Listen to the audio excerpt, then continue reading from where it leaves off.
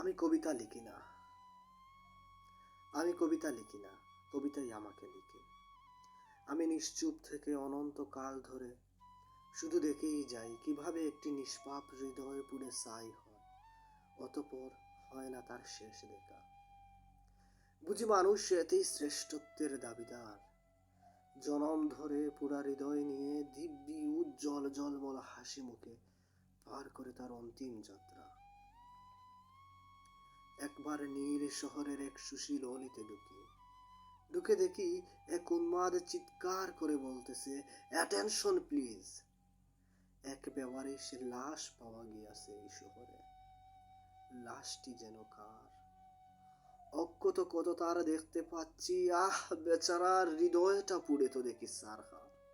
আমি ধরেই নিয়েছিলাম হয়তো আমি, অথবা আমার মতোই তুমি। সেদিন আমি দেখলাম এক উন্মাদ কবির উন্মাদনা। একটি কবিতার জন্য সে নিজেকে এতই পুড়াচ্ছে বলা বাহুল্য সে কবিতা লিখে না, কবিতাই তাকে লিখে। অতঃপর পার্শ্ববর্তী রাস্তা ধরে যাচ্ছিলাম নিজের খোঁজে।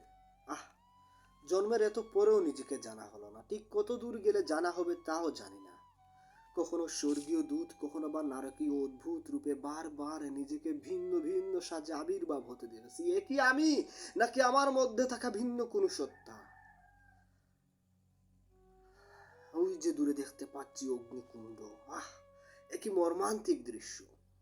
সাথে ভেসে আসছে কান্নার আওয়াজ, নিষ্পাপ সেই সুর, যেন নবজাতক হারিয়েছে তার মায়ের কুল, পথিক হারিয়েছে তার পথের দিশা।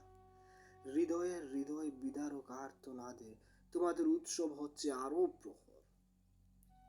অতঃপর তোমাদের এই কৃত্রিম নরকও যেন একটি হৃদয়কে পুরাতে ব্যর্থ তার সব প্রচেষ্টা।